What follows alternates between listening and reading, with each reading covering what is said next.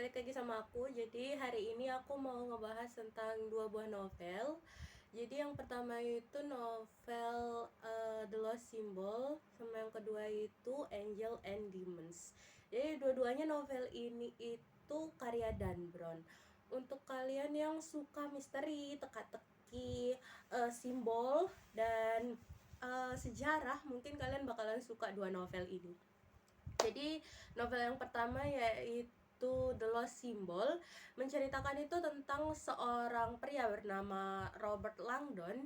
Dia ini seorang profesor simbologi di Harvard. Jadi dia diminta sama mentornya Peter Solomon untuk ke Washington DC itu untuk menjadi seorang pembicara di gedung Capitol. Tapi ternyata itu gak berlangsung mulus, dia gak jadi pembicara sama sekali. Itu tuh jebakan. Jadi mentornya si Peter Solomon itu diculik, dan satu-satunya cara buat nyelamatin mentornya itu dengan memecahkan teka-teki kuno milik Freemason. Langdon pun dikejar-kejar waktu untuk menyelamatkan mentornya ini, karena dia harus menyusuri simbol-simbol tersembunyi yang ternyata menyimpan sebuah rahasia besar tentang potensi tertinggi dari manusia. Dan penjahatnya itu itu bukan penjahat biasa, dia tuh manipulatif, obsesif banget sama tujuannya.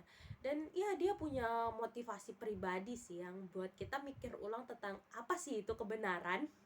Keseruannya itu ada di setiap langkah pemecahan simbol dari si si Robert Langdon ini ya. Jadi kita tuh diajak masuk ke tempat-tempat penuh sejarah seperti Capitol Building, Library of Congress, sampai ke monumen rahasia.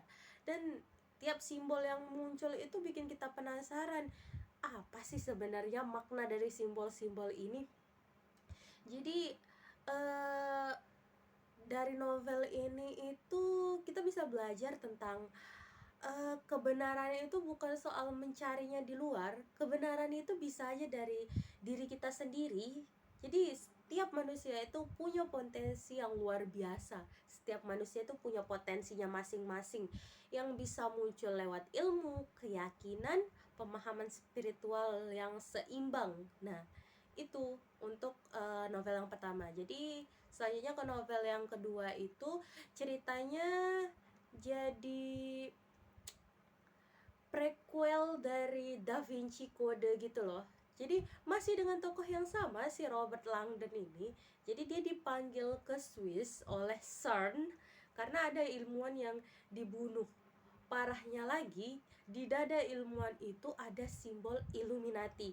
Nah, bagi kalian yang suka konspirasi, kayaknya bakalan suka nih sama novel yang ini, karena Illuminati sampai sekarang pun Illuminati itu masih famous banget gak sih? Jadi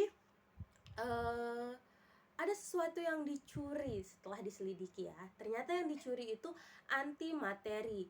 Antimateri ini sangat bahaya sih, karena bisa menghancurkan suatu kota. Nah, ternyata antimateri ini tuh diselundupkan ke Vatikan. Nah, di Vatikan ini kebetulan lagi ada pemilihan paus juga sih.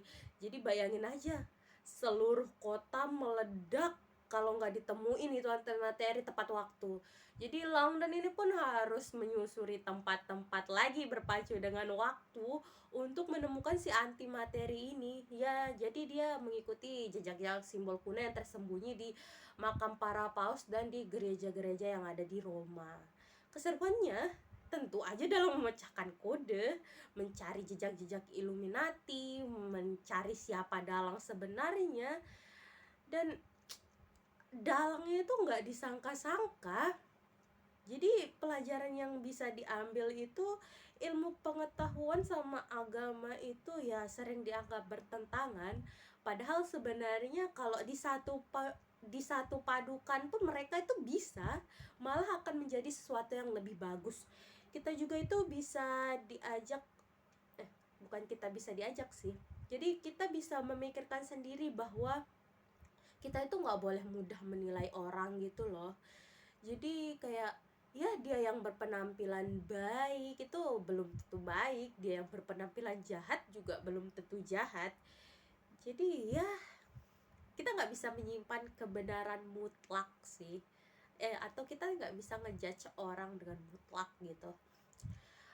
Jadi dari kedua novel ini ada satu ilmu yang sangat penting, yaitu ilmu filologi.